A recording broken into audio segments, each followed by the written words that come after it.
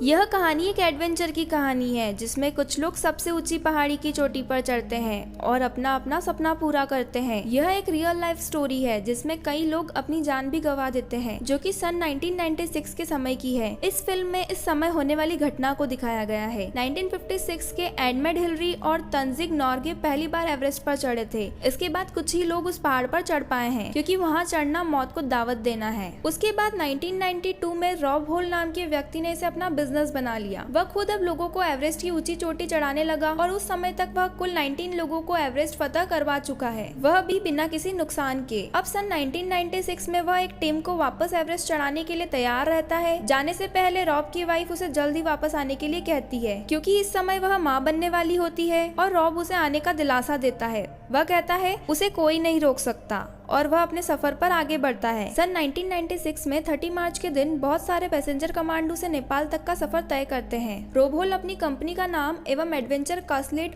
और उनकी टीम कुल मिलाकर 13 लोग होते हैं। इनका एवरेस्ट फतह करने का समय लगभग 40 दिन का होता है, यानी कि 10 जून को अपने लक्ष्य यानी एवरेस्ट के शिखर पर पहुंचना होता है। इनकी टीम 9333 फीट की ऊंचाई पर लुफला पर हेलीकॉप्टर की मदद से पहुंचते हैं और आगे का सफर वे पैदल ही तय करते हैं। और 17,600 फीट की ऊंचाई पर एक बेरा कैंप होता है, जहां उनकी टीम पहुंचती है, जहां अलग अलग कंपनी में जुड़े बहुत से लोग वहां होते हैं जो एवरेस्ट पर चढ़ना चाहते हैं। कुछ दिनों बाद यानी कि 23 अप्रैल को इनकी पूरी टीम 21,300 फीट की ऊंचाई तक का सफर तय कर लेती है। और यहीं से ही ऑक्सीजन लेवल कम होना शुरू हो जाता है। वे यहाँ भी एक कैंप में रुकते हैं, जहाँ वे सभी अपने साथ एक एक ऑक्सीजन सिलेंडर लेकर जाते हैं, क्योंकि ऑक्सीजन लेवल ऊपर और कम होने वाला होता है। यह कैंप कंपनियों द्वारा लगाए जाते हैं ताकि उनके एवरेस्ट चढ़ने वाले पैसेंजर यहाँ कुछ देर आराम कर सके। रॉब की पूरी टीम यहाँ से आगे के सफर के लिए चल देती है, लेकिन यहाँ से उनका सफर इतना भी आसान नहीं होता है, क्योंकि यहाँ पहाड़ की चढ़ाई बिल्कुल सीधी है और सीधी चढ़ाई चढ़ने की मदद के लिए ये कंपनियां वहाँ चोटियों पर रस्सी बांध देती है ताकि चढ़ना आसान हो सके। पहाड़ी की चढ़ाई बहुत खतरनाक होती है। कोई आम आदमी बिना किसी साधन के पहाड़ पर नहीं चढ़ सकता। वे लोग बादलों में पहुँच चुके हैं और वहाँ कुछ देर रुकने के बाद वे सभी वापस पहाड़ चढ़ना शुरू कर देते हैं। उन्हें बहुत सारी दिक्कतें आती है,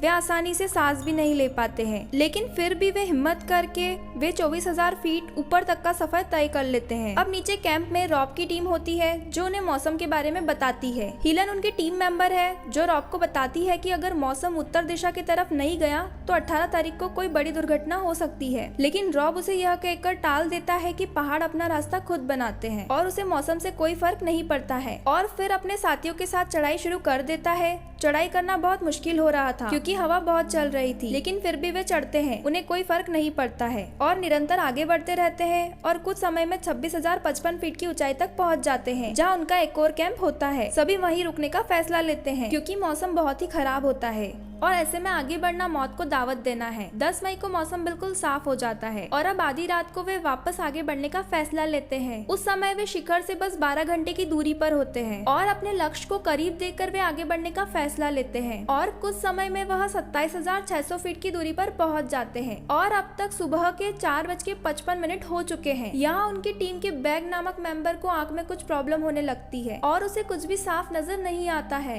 क्योंकि कुछ सालों पहले ही उसकी आंख का ऑपरेशन हुआ था। तब रॉब उससे कहते हैं कि हम आगे जा रहे हैं, तुम्हें अगर ठीक लगे तो तुम भी हमारे पीछे कुछ समय बाद आ जाना, और अगर नहीं लगे तो तुम्हें अपना सफर यहीं खत्म करना होगा। और बचे हुए लोग आगे बढ़ना शुरू कर देते हैं और कुछ समय बाद ऊपर चढ़ने के लिए उन्हें कोई सहारे के रूप में रस्सी दिखाई नहीं देती है। अब वे खुद ही आपस में रस्सी बांध लेते हैं क्योंकि उन्हें ऊपर चढ़ने के लिए किसी सहारे की जरूरत होती है। अब हवा बहुत तेज होती है और जिस कारण ठंड भी बढ़ती है, जिसकी वजह से 3 लोग वापस वहीं से मुड़ने का फैसला लेते हैं। एवरेस्ट की पहाड़ी क्षेत्र में बहुत सारी बर्फ की दरारें हैं और अब तक 19 लोगों की मौत उसी दरार से गिरने से हुई है और इसी वजह से चढ़ने के लिए किसी रस्सी या सीढ़ी का सहारा लेने की जरूरत होती है। अब इनकी टीम 28,740 फीट की दूरी तय कर ऊंचाई पर पहुंच जाते हैं। अब ऑक्सीजन की कमी होने की वजह से उन्हें हाइपोथर्मिया हो जाता है, जिससे उन्हें गर्मी लगने लगती है और गुस्सा आने लगता है और बोलने में भी दिक्कत होती है। ऊंचाई बढ़ने के साथ साथ अब उनकी समस्या भी बढ़ने लगती है। दिमाग में सूजन आना, फेफड़ों में पानी भरना जैसी बड़ी समस्या भी उन्हें होने लगती है, जो कि मौत के करीब जाने का सफर है। अब उनका रस्सियां लगाने का काम भी पूरा होता है और वे ऊपर चढ़ने का काम शुरू करते हैं, लेकिन ठंड की वजह से किसी की भी बॉडी में इतनी ताकत नहीं होती है। फिर भी अपना सपना पूरा करने के लिए जुनून में आगे बढ़ते हैं और दोपहर के करीब 1:14 पर वे दुनिया की सबसे ऊंची चोटी पर चढ़ जाते हैं और अपना लक्ष्य पूरा करने की वजह से ये बहुत खुश होते हैं और कुछ ही समय में यह वहाँ से वापस नीचे उतरने का फैसला लेते हैं, लेकिन अभी भी उनका सफर आसान नहीं होता है। अकॉर्डिंग टू प्लेनेट उन्हें 2 बजे तक रिटर्न होना था,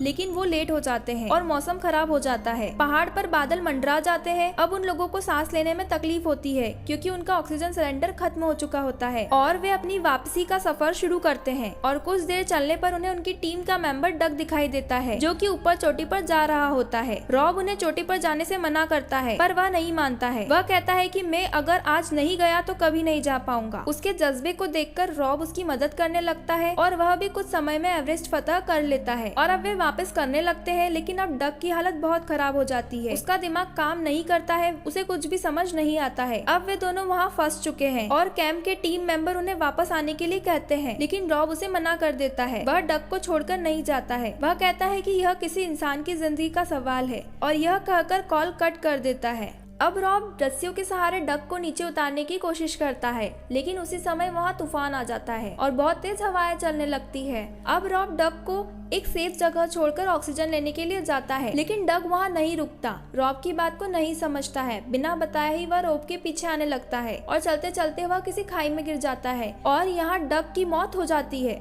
अब रॉब भी बहुत ज्यादा थकान की वजह से वहीं बैठ जाता है और वहीं रॉब का एक साथी आ जाता है जिसके पास भी ऑक्सीजन का एक आधा सिलेंडर होता है और वह यह सिलेंडर रॉब को दे देता है और अब वे दोनों नीचे उतरना शुरू कर देते हैं। यहाँ कुल 13 लोग होते हैं जो तूफान में ऊपर चढ़ जाते हैं और उस समय रात के लगभग 3 बज जाते हैं और अब रॉब को नीचे कैंप से इन्फॉर्मेशन दी जाती है कि उनकी मदद के लिए हम यहाँ से भेजे लोग तभी वहाँ आ पाएंगे जब तूफान खत्म होगा और इधर कुछ ऑक्सीजन की कमी ठंड की वजह से अपना दम तोड़ देते हैं और जब तक सुबह के 5 बज जाते हैं और आज 12 मई का दिन होता है। रॉब के दूसरे साथी का ठंड और ऑक्सीजन की वजह से उनका दिमाग खराब हो जाता है और अब इधर रॉब की हालत भी खराब होने लगती है और रॉब का साथी भी हाइपोथर्मिया का शिकार हो जाता है। वह कहता है मुझे बहुत गर्मी हो रही है और यह कहते हुए अपनी जैकेट निकाल देता है और वहाँ से स्लॉट कर जाता है और वहाँ से कुछ देर में तूफान शांत हो जाता है। रॉब को कॉल आता है। वह कहता है मेरे हाथ पैर बर्फ की वजह से ठंड में जम चुके हैं, मैं हिल भी नहीं पा रहा हूँ और वह उससे अब मदद मांगता है और उनका साथी भी मर चुका होता है। जो लोग उसे किसी भी तरीके से नीचे आने के लिए कहते हैं क्योंकि वहाँ बहुत तेज हवा चल रही होती है और तब रॉब कहता है कि अब मैं नीचे नहीं आ सकता। इसी के तुरंत बाद उनका कॉल कट हो जाता है। नीचे से रॉब की टीम मेंबर कहती है कि हमें रॉब की वाइफ को कॉल करना है और रॉब को उससे बात करवानी है ताकि रॉब को हिम्मत मिल सके और अब वे ऐसा करते हैं। वे दोनों की बात करवाते हैं जिसमें उसकी वाइफ उसे कहती है कि तुम्हें चलना होगा, कुछ देर में धूप भी आ जाएगी, तुम अपनी हिम्मत मत हारो और किसी भी तरह से रॉब वहाँ से नीचे आ जाओ। रॉब वहाँ पर बहुत क्रिटिकल सिचुएशन में फंसा हुआ है जहाँ ठंड, हवा और ऑक्सीजन की कमी एक साथ होती है। रॉब कहता है कि मेरे हाथ जम चुके हैं। रॉब की वाइफ उसे अपने जन्मे बच्चे की बात बताती है जिसका नाम उन्होंने पहले से ही सोच रखा था। अगर लड़की हुई तो हम उसका नाम सारा रखेंगे। यह बात रॉब को बहुत हिम्मत देती है। वह कहता है कि मैं तुमसे और सारा से बहुत प्यार करता हूँ। दूसरी तरफ से जो लोग भेजे गए हैं रॉब की मदद के लिए वे ऊपर नहीं चढ़ पा रहे हैं क्योंकि वह हवा बहुत तेज चल रही है और वे वापस लौट जाते हैं और यही बात अब नीचे कैंप के द्वारा रॉब को बताई जाती है। अब रॉब कहता है कि मुझे एक रात और यहीं रुकना होगा क्योंकि अकेले वह वहाँ से नहीं निकल सकता। रॉब की वाइफ उसके लिए बहुत टेंशन में होती है। वह रॉब को कहती है तुम्हें घर आना ही होगा। तब रॉब कहता है मैं सारा से नहीं मिल पाऊंगा, मुझे माफ कर देना क्योंकि अब मैं यहाँ से निकलने की हिम्मत खो चुका हूँ और यह मेरा आखिरी समय चल रहा है। रॉब की वाइफ कहती है कि तुम हार नहीं मान सकते, तुम और मेरी बेटी दोनों अपना ख्याल रखना और इसी के बाद उनका कॉल कट हो जाता है। और दूसरी तरफ हम रॉब को देखते हैं जिसे कुछ दिखाई नहीं देता। वह नीचे जाने वाले लोगों के साथ कुछ दूरी तय कर चुका है, लेकिन रात के तूफान के बाद सब लोग वहाँ से जा चुके हैं और वहाँ रुकने वाले लोगों की मौत हो चुकी है, लेकिन वह अभी भी जिंदा है। उसे अपनी इमेजिनेशन में अपने बच्चे और अपनी वाइफ दिखाई देती है जिसे देखकर वह वापस खड़ा हो जाता है और आगे बढ़कर नीचे कैंप तक पहुंच जाता है जहाँ बहुत सारे लोग हैं। उसकी तबीयत बहुत खराब होती है। तब यह खबर रॉब के घर दी जाती है। तब उसकी वाइफ वहाँ एक हेलीकॉप्टर भिजवाने की बात करती है, लेकिन वह नेपाल में अमेरिकन एम्बेसी पर कॉल करती है और रॉब की मदद के लिए प्रेशर करती है और हेलीकॉप्टर आ जाता है। दूसरी तरफ रॉब भी उन्हीं पहाड़ों में दब जाता है और बाकी लोगों के साथ उसकी भी मौत हो जाती है और रॉब रॉब के हाथ व नाक को काटना पड़ता है क्योंकि उसके खून जमने की वजह से वे गल चुके होते हैं। लेकिन रॉब की फैमिली वापस उसके साथ होती है और इधर जुलाई 1996 में उनके घर एक बेटी होती है जिसका नाम सारा रखा जाता है, जैसा रॉब चाहता था। और वही हमारी रियल लाइफ मूवी थी जिसमें कई लोगों ने अपनी जान गंवा दी।